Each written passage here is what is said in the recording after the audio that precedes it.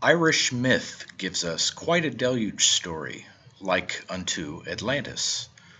From 4 cities of a sinking island to the north, called Tir na nOg, meaning land of youth, came the Tuatha De Danann, meaning people or tribe of goddess Danu.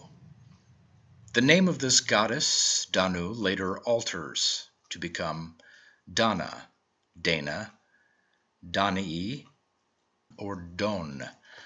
This semi-divine race brought knowledge of metalworking, medicine, magical arts, and poetic arts. More specifically, for our purposes here, they brought 4 wondrous treasures, one from each of those great cities. The memory of these treasures has found a modern manifestation as the 4 elemental symbols of the tarot's Minor Arcana. It should be noted in this same context, however, that the ancient Irish themselves had an elemental concept not based on 4, but 9, called Dúil. Before we elucidate the 4 magical treasures relative to fire, water, air, and earth, it is right that we should do the same for the pre-existing 9-fold Dúil system. The most powerful magic could be worked when these correspondences were achieved between a living being and the cosmos.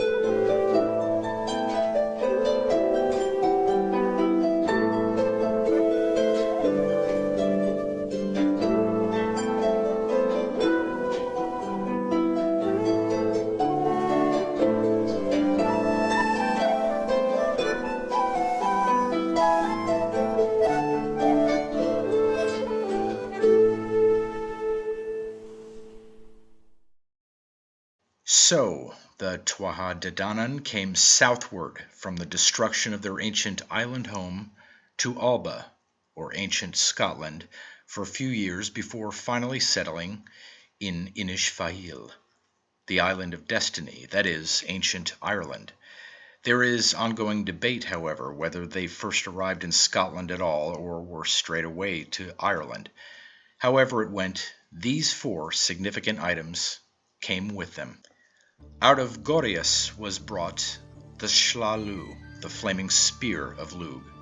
Lugh was the child of a mixed marriage between his father of the Tuatha De Danann and his mother of another semi-divine race, the Fomora. Lugh is also known for his sling, with which he killed an evil one-eyed giant, the story of which supplied the basis for the later biblical tale of David and Goliath. As for his flaming spear, it is in some translations called the Slaughterer. It is alive, perpetually bloodthirsty, and its tip so hot that it must be kept in a pot of water to keep it from igniting. He didn't even need to wield the weapon himself, but merely draw it out. With a certain incantation, it flew out to pierce and burn whomever he willed, flashing fire with each new turn and thrust. With a reverse of the same incantation, it returned to its source. Then it needed to rest in a sleeping draught of pounded fresh poppy seeds. The spear's refined symbolic variation found in tarot today is the wand, representative of the element of fire. Out of Murias was brought Undri, the bottomless cauldron of Dagda, which continuously replenished its sustenance for the brave and righteous and pure, and regenerated life itself. It was warmed by the breath of 9 maidens circled about it, who are in number a kind of extension of the original threefold power of the triplicate goddess. This can be seen symbolically in the Triskele. Dagda also had Uehi, a magical harp made of oak wood, which, when played, set the 4 seasons into moving harmony. He was not so much the owner of the cauldron as he was its protector. This, of course, is the original Holy Grail. It is housed in Caiad Shidi, the Elysian revolving castle which is the Corona Borealis. Dagda is the son of the original triple goddess Brigid, and so it is right that he should protect and support the cauldron of inspiration.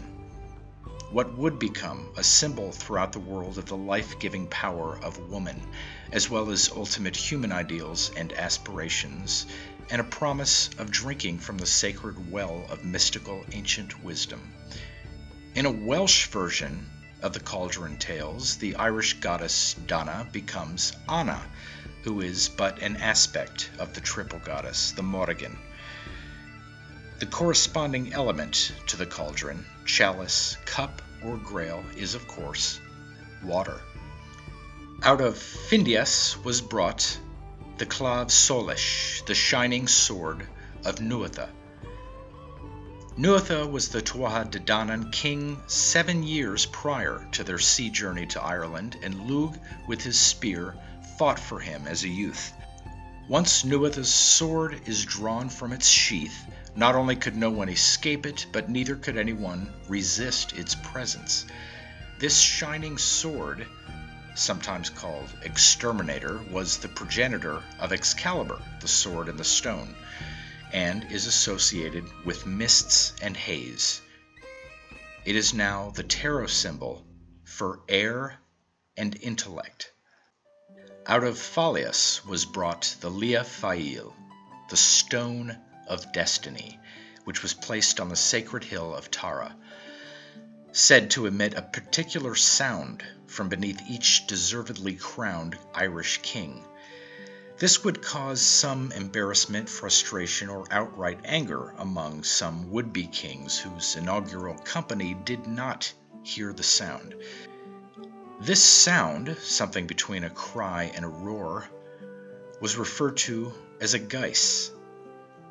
Interestingly, the same word was used by druids or druids when giving someone a kind of decree of destiny, involving carefully considered and personalized taboos. These could also carry the nature of a curse or threat at times. Another ongoing debate is whether the Lia Fail is the tall stone still standing in Tara today, or the Stone of Scone in Scotland, historically transported back and forth between English and Scottish thrones for varying reasons, usually a coronation ceremony, but just as often for reasons mysterious or questionable. Stones are representative of the element of earth and are symbolically synonymous with discs and pentacles in tarot. So, here we have the earliest mention of 4 elemental magical weapons or tools, depending on the use to which each would be put. This information will be elaborated in far greater detail in 2 videos I hope to have completed soon. One of them about ancient Irish history and ancient Irish mythology and the vast gray area between.